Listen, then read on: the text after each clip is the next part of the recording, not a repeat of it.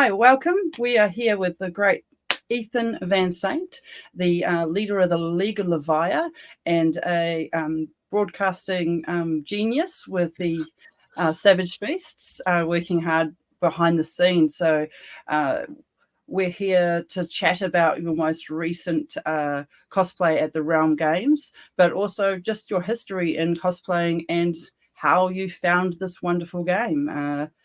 So shall we begin? Oh, yes. Thank you. Thank you for having me. This is great. I get to warm up around the New Zealand accent before the trip to Auckland and Queenstown coming up. Yeah, it was going to be such a pleasure to have all these people here in the flesh and blood.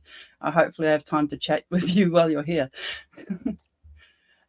So, where are you based and how did you find Flesh and Blood? Yeah, so I'm actually based in Geneva, New York, not Switzerland, not anything more exciting. Where we're having maybe our like second snowfall of the season right outside here. So it's a pretty remote area.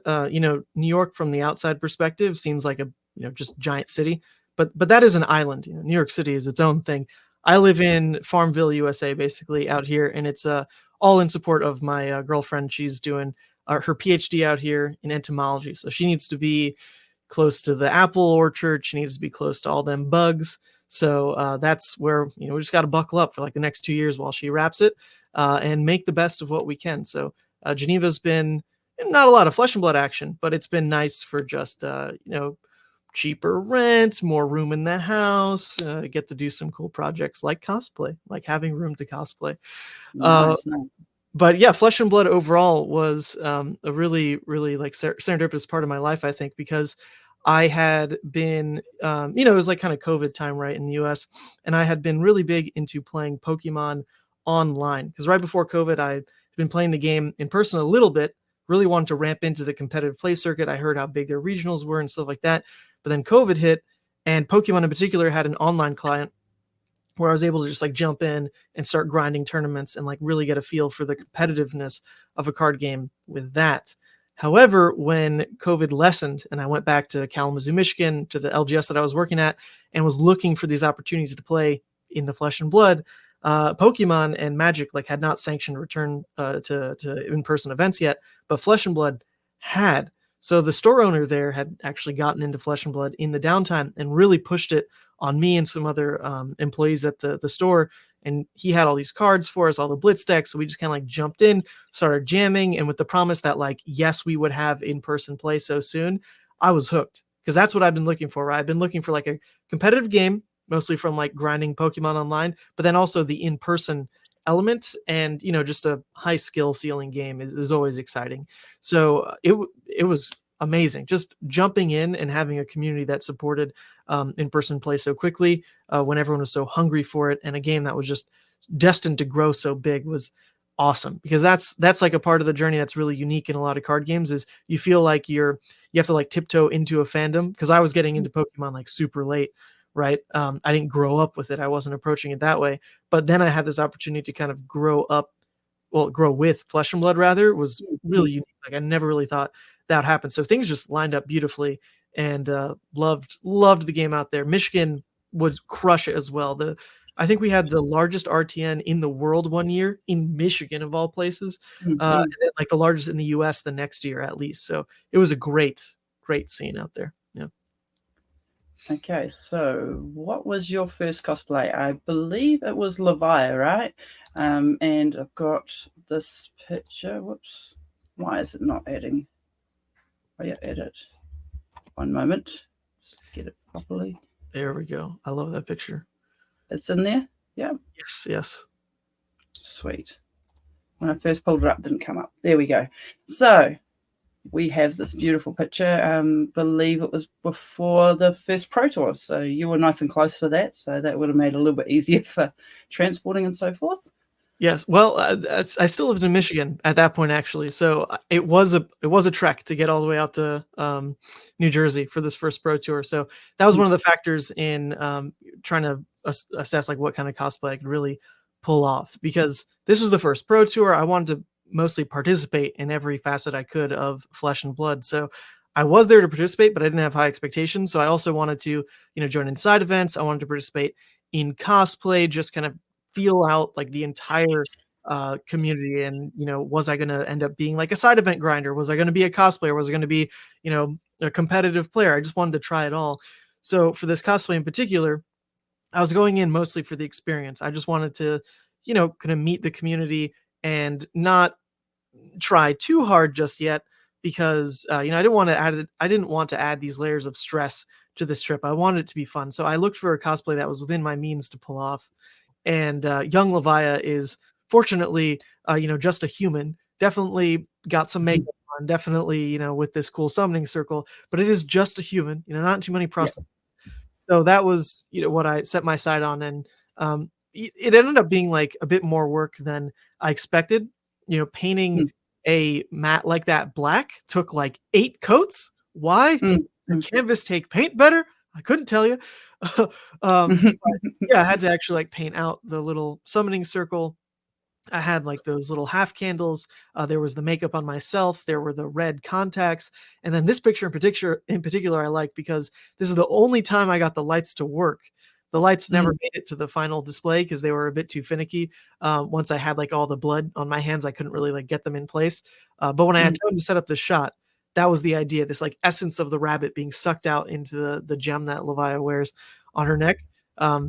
Just made for a really cool photo. So yeah, this was a killer first cosplay. I absolutely loved it.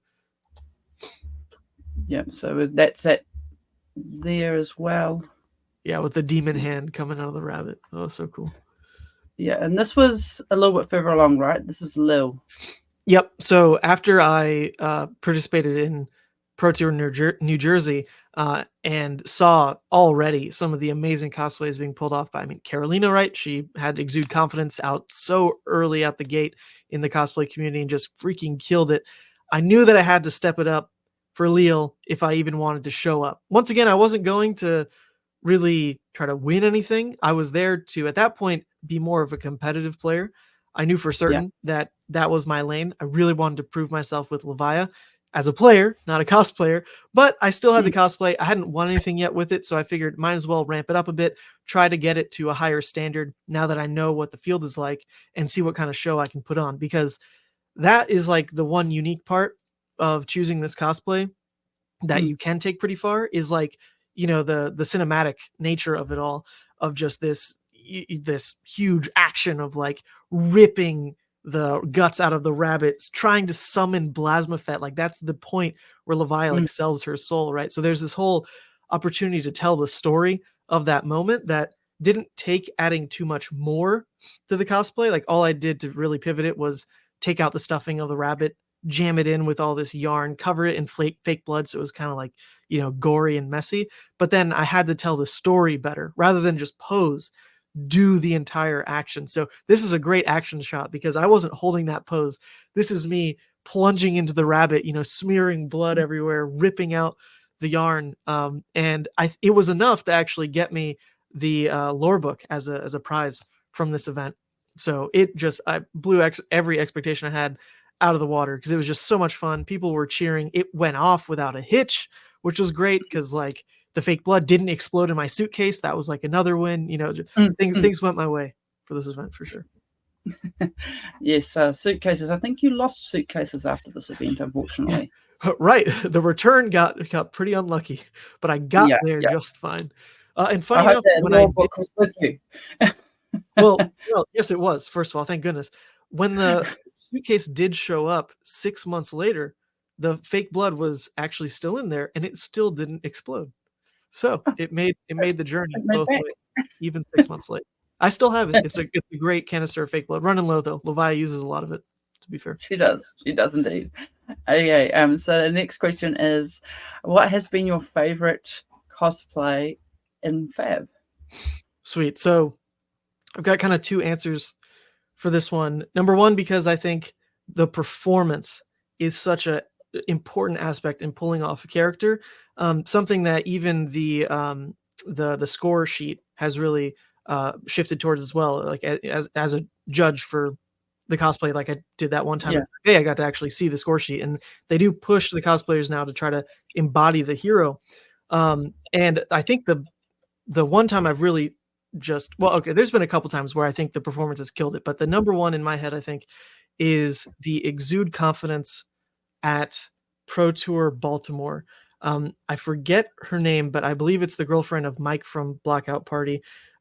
She had this amazing exude confidence cosplay where as soon as she walked on stage, it was like, you know, struts and slashes with the exude, and not really like showing off at all, but just like literally being the exude confidence character. You know, she wasn't up there waving a sword. She was up there just as a as amazing, you know, warrior hero that's just like shrugging because she's badass, you know, things like that. It was just something clicked in that moment, and just took me away. Like it was literally the exude confidence. Yeah, I'm just seeing if I can find her because I know she's part of the Discord that we have, but I can't find her quickly. Sorry. Yeah. Well, she did a great job, and Carolina takes some credit for that as well because she was one of the judges, screaming all these coaching notes like "strut, baby, you know, give it a twirl." And it was funny because like the cosplayer wasn't even necessarily like listening to Carolina. It was the back and forth of like, I don't need to do what you're telling me, but I can if I want. Like it was just this. The vibe was so good on that cosplay. Yeah. So that one stood out. But in terms of execution, I've seen some incredible ones only in photo, like the Genus, but in person at Calling Taipei, I was in the judge seat. You know, I felt like the pressure was on to call the winner right, but I truly was blown away by the Levia Redeemed. Once again, I Yeah. forget her name. She was on. I think she was on the show recently though, so Yeah. that's Yeah. great that you Miss, featured her because yeah, she Miss killed it. JM, I think she is on Discord and Twitter as Miss JM. So if anyone look up her. Yep.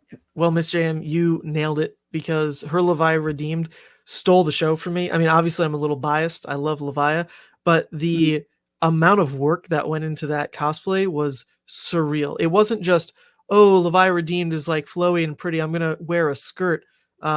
No, it was making every single like individual, you know, leather tendril, whatever you're gonna call it, to like sway as she walked, and like the headpiece was so well done. It blew me away, and we took some great photos. She embodied it pretty well, but there still is a different tier for the exude confidence that I saw that one time. Yeah. No, don't have access to that right now.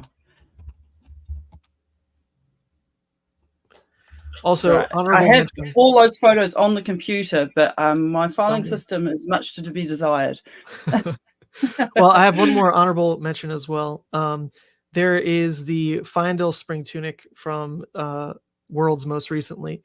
That Yes. was, I'm sure it was just like some sort of fabric. Pro cosplayers probably know what it is, So but I had never seen that color before in my life. It was like mm, seeing a rainbow for the first time. Like, I don't even know. The coloration on the Fyendel spring tunic in person was out of a fairy tale. It was incredible. Like the shimmer of it all. It it was like better than the artwork of Spring Tunic because you can't really translate that onto like a foil card, but yeah, it was like its own kind of foil in real life. Incredible. Honorable mention. Honorable mention. I remember. Nice, nice. Right. So next one is what challenges do you have? So we're looking at particularly this one from the Realm Games, which looks like it was just an amazing one to work with. It was fun. It was fun for sure. So if no one, if you don't recognize it, it is Dread Screamer from you know, Levia's menagerie of creatures. I do think Dread Screamer. I mean, Dread Screamer is the one with Go again, right? So it's got to be one of the best anyway. Yeah, And yeah, also an art piece that I've just loved because there's actually, you know, in the card you don't see the entire scene that well. You kind of just see like a head, and then you know the Dread Screamer perched on this dude's back, like trying to pick at the brains. The yeah. extended art of Dread Screamer is beautiful. It's like this dude chained up, you know, between two pillars, and instead of like vultures or like rats in the modern world, they're not modern world, Mm. medieval world, in the real world, right? That would go and like pick at a prisoner like this. Heck no, Wraith has Dread Screamers, I guess, that just Yeah, like show up and like landed on this guy's shoulder and just start picking at his head. It's so graphic, but you know I like that part of Levia, honestly. So yeah, I chose Dread Screamer mostly because it's always stood out. that way. It's just got this really unique look. It's not one of the creatures that just looks like a reanimated brute or something, which some of her art does. This one's in its own.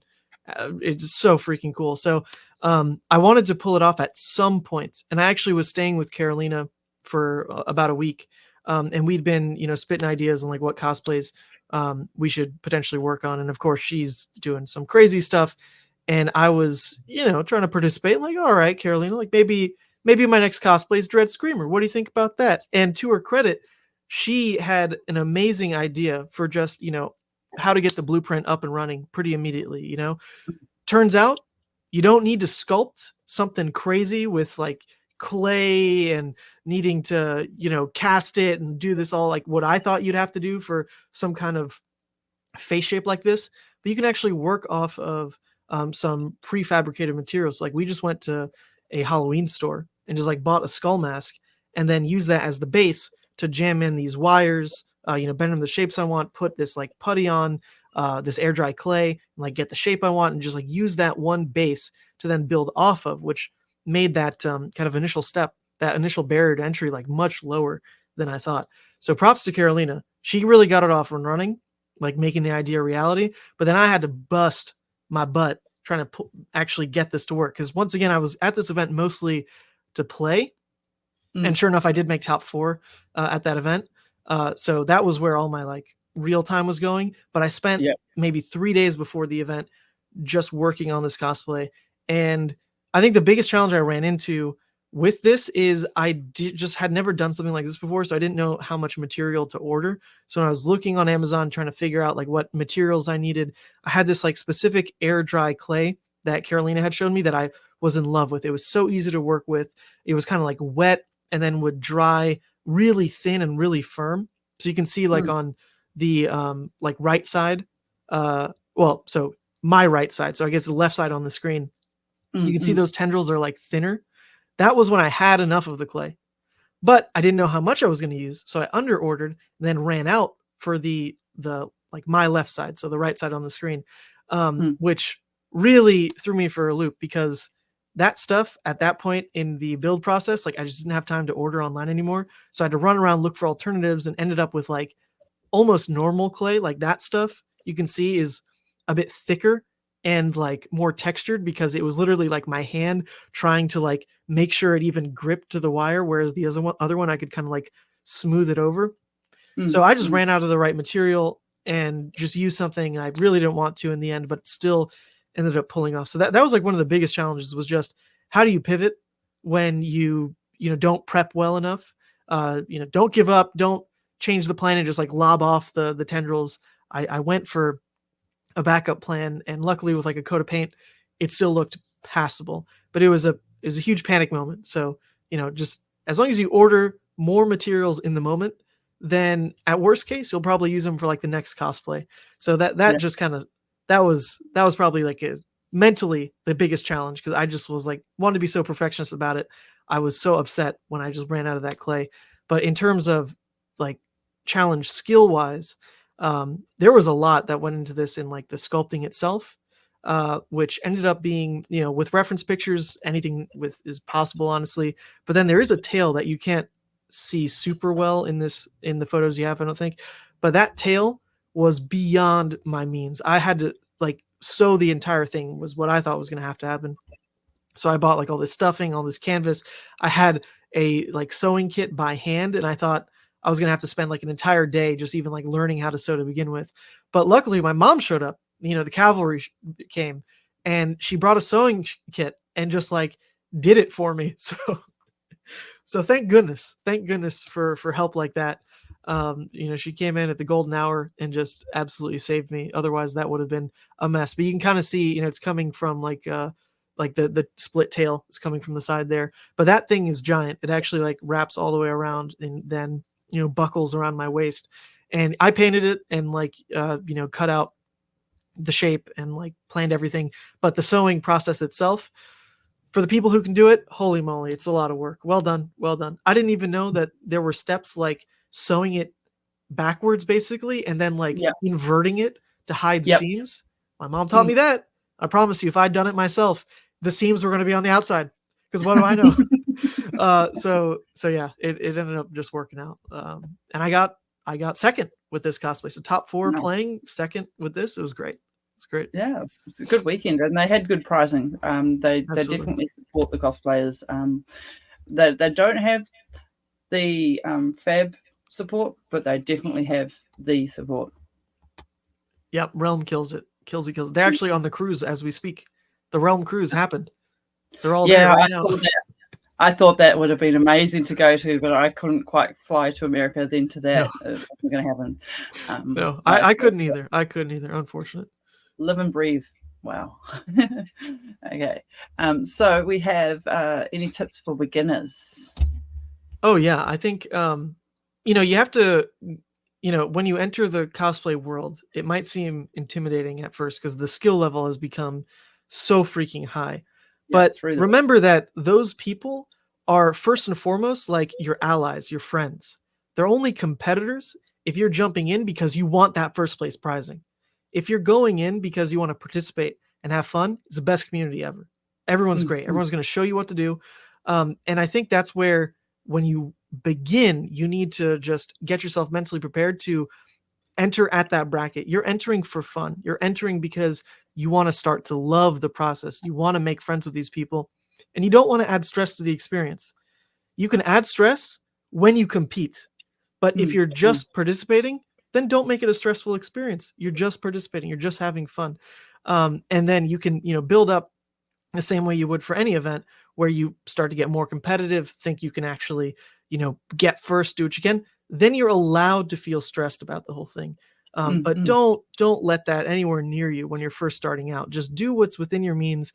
Do it for fun. Meet some cool people and just celebrate flesh and blood, right? That's like why I did it in the first place. And that's what LSS is even supporting more now with the participation prizing, which is awesome. Awesome. They stepped that up.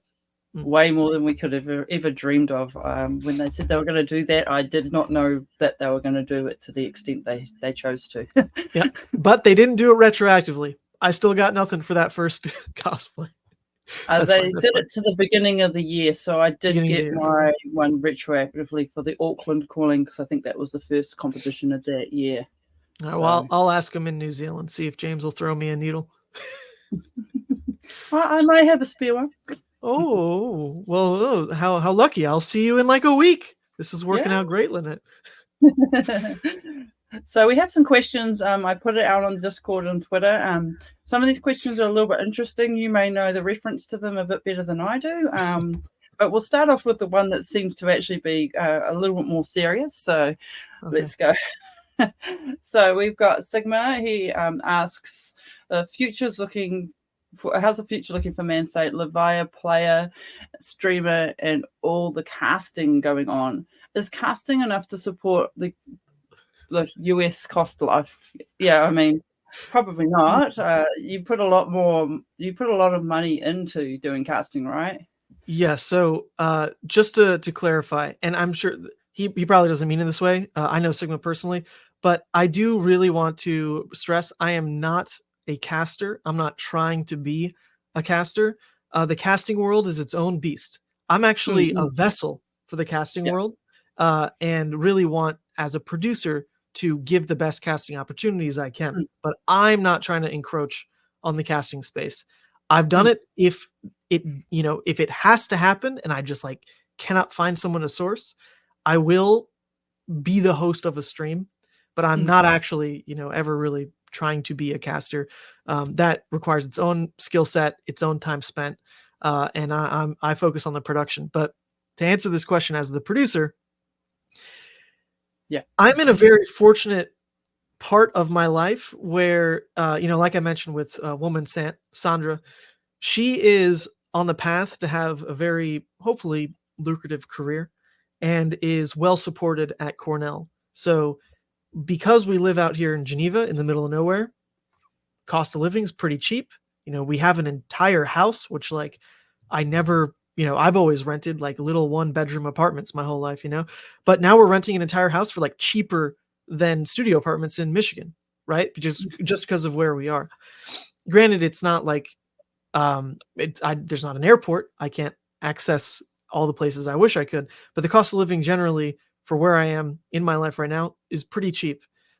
So I have been able, with some of the money coming in from producing some videos for LSS, getting like actually hired for calling streams, getting hired for like min-max events, some of these like independent TOs as well. All that actually has been enough to support my cost of living, because my cost of living isn't the US cost of living. It's this very remote living situation in Geneva, right? So if I was living in the city, hell no. If I was living in the city, I would have to go back to, bussing tables, which nothing against like that work. I did that. I was working 3 jobs through college, So I do find it lucky for my situation now that I'm able to actually kick back and just like do what I really want to be doing for at least another 2 years or so before I need to start making like big financially driven changes in my life. Yeah. So I think we're pretty safe for 2 years. And if like other opportunities grow within these 2 years, something more full time with streaming, like legitimately, I mean, heck, it's what I love. So I will follow those threads. But yeah, I think as of now, with the way Savage Feats is, with the way LSS is actually hiring me for events, with the way the independent TOs are stepping in and hiring me for events, with a little bit of money coming in because I do well at some events I play in, all that actually, yes, it is enough. There you go. There you go. Now this one I think's come. So I had to translate it. I hope the translates come out. So it's ham or paella. I'm not sure what this is a reference to. Was it something?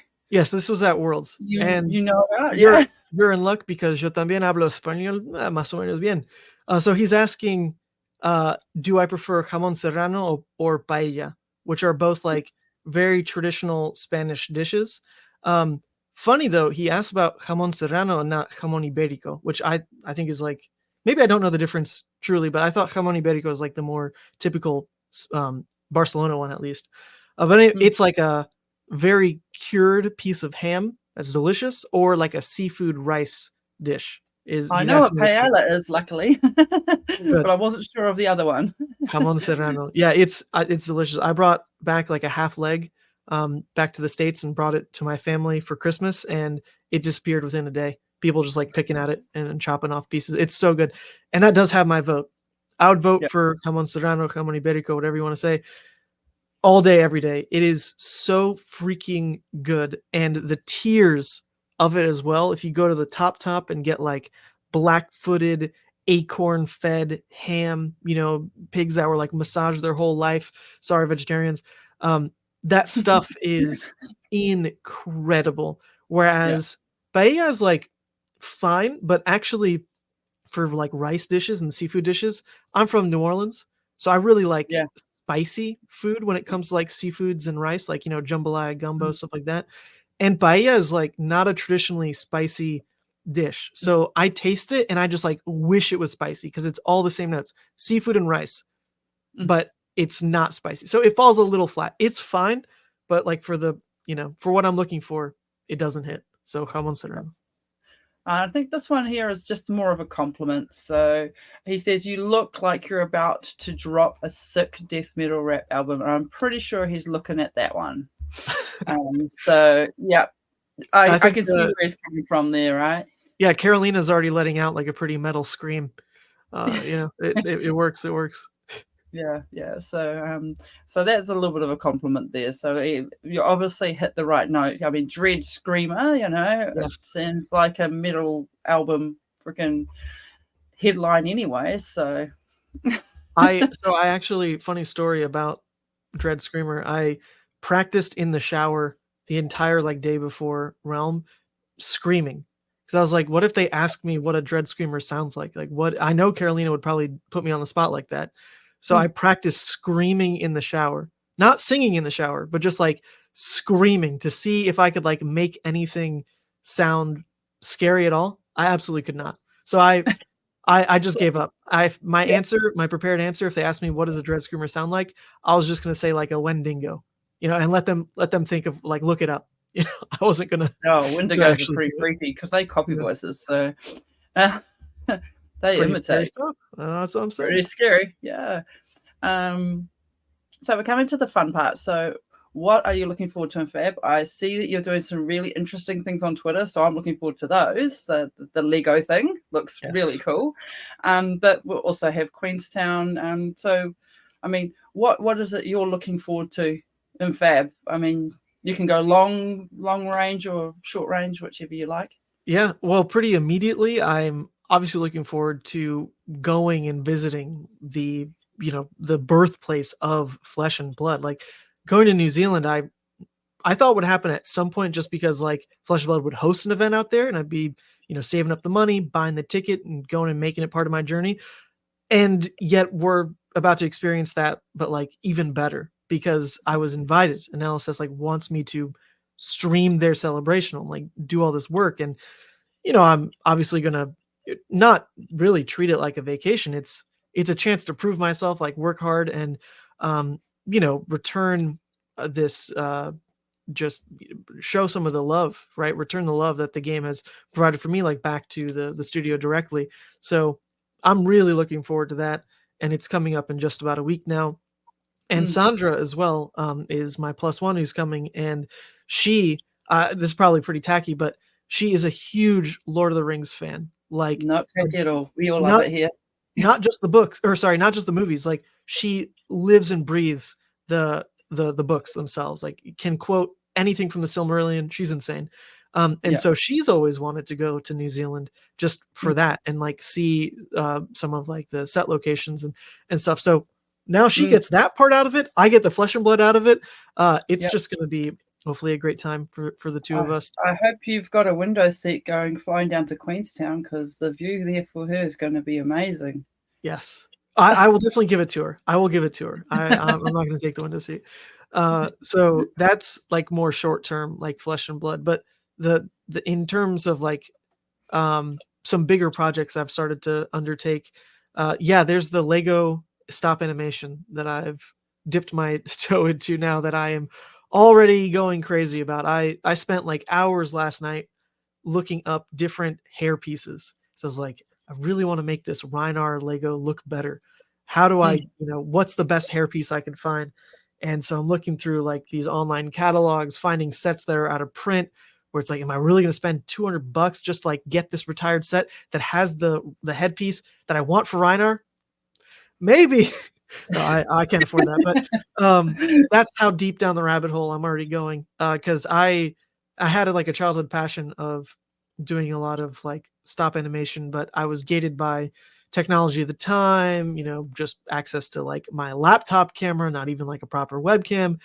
And now mm, there's this crossover between owning better equipment for Savage Feats, where it's like I might as well use that camera now to see everything else it can do. Like it's not just for live streaming. Like mm, I mm, can shoot nice photos with it. I can mess with the manual focus, like do all kinds of crazy stuff. So that's really taken a lot of my attention, and I'm hoping to spend this next week producing a pretty exciting spoiler video, not just for my card for heavy hitters, but also for potentially future projects I could do within this like Lego Flesh and Blood stop animation space because it takes up a lot of time, and I actually have a lot of mm, time in between events mm, where I would normally be, like playtesting online, but I'm actually like streaming so many of the events that I don't really need to be playing. It's fun, but like if I can't actually compete in the next event, then I'd rather do something else with my time. So now I've mm. got the stop animation in between with hopefully the continued opportunities to do coverage like on the weekends. And if that's like the life I lead for these next couple of years, sounds pretty good to me. Along with like trickling of Levi support to keep making videos about, that's a happy life Mhm. right there. Yeah, that's so do you have any pieces you want to show off? So you Yes, have I've got a one couple of behind me. things hanging up, don't you? Yes, let me grab it.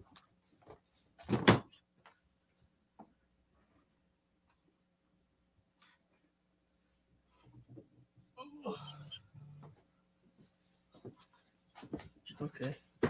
Nice. Oh, That's right. I just spotted your beautiful Levia card that your head has been blocking the whole time in the background. oh, So that's great. yeah, I Yeah. have Yeah. those. I have those all behind me as well. But here's the actual mask in the flesh, and you can see Wow. how giant it is. Yeah. And my hair is even more giant. So this thing was a pain to put on. But it actually shines. I don't know if I have the black light with me, but all this shines under the black light, so that's Oh, why it looks nice. kind of like milky. Yeah. It's glow in the dark paint for the eyes and here. So even though the venue was like super bright, I put a lot of work in trying to Yeah. make this thing look scary. And so there's all like the different tiers of the teeth as well. Like you can see kind of like, those jut out. They're not just flat, right? So that's like the that's like the mouth. If you have to look at the card art to like really appreciate it, but he's got like teeth on the outside and then like a inner mouth where you would think he probably like eats the brains. So I tried to make the mouth as close to accurate as I could. And it's just my favorite. So I'll keep that forever. Keep that forever. Yeah. Maybe I'll wear it a few times now and again as well. Can't take it to New Zealand though. It's the head tendrils are ridiculous for flying. They're too wide for a box, and then you'd have to pack it, and then you wouldn't be able to bring anything else. So, thank you. So, socials. You got some socials that you would like to share? Obviously, a lot of people know Man Saint, but we'll chuck them in here. Yeah. There's there is a variety now. I personally am Man Sant, but there's also Savage Feats, which is like the production company that I do all the streaming for and everything like that. So Savage Feats, we got to get a little bit better about communicating the next events we're streaming. That's my bad. But we unfortunately don't have our next event like truly booked beyond Queenstown. But hey, look forward to that. And Savage Feats will have more events down the line. We've just got to publicize the calendar. We're not ready yet, but you can find Savage Feats everywhere, YouTube, Twitter there. And then, I'm Man Sant, by the way, not Man Saint. It's a play on my last name, which is Van Sant. So I just do Man Sant. Nothing with sainthood. There we go. Sant. Yeah. And also, people, please like and subscribe this video. I subscribe to Fabled Hero NZ where I have this. It'd be really nice to get comments, and also you can nominate people that you want to be Cosplayer of the Month. I'm here. I just kind of pick people from random, and people that I feel have done something a bit different. It's not always going to be the top person, but it's going to be something interesting. So if you have someone that you just want to know where they came from, just let me know. Drop a photo or a comment in, and I'll see if I can find them. I'm still on the hunt. I'm still on the hunt for the that horse, Frightmare. Oh, I remember that one. The person who did Frightmare. I still want to find them. Someone find them for me, please. All right, everybody, you got to help Lynette. Yeah. I'll ask on my socials and everything. We'll figure it out. They did such an amazing job, and I just want to give them big ups. But maybe they just don't want to be found. I don't know. Or was it me? No. Sweet. So, thank you, everyone, and like and subscribe.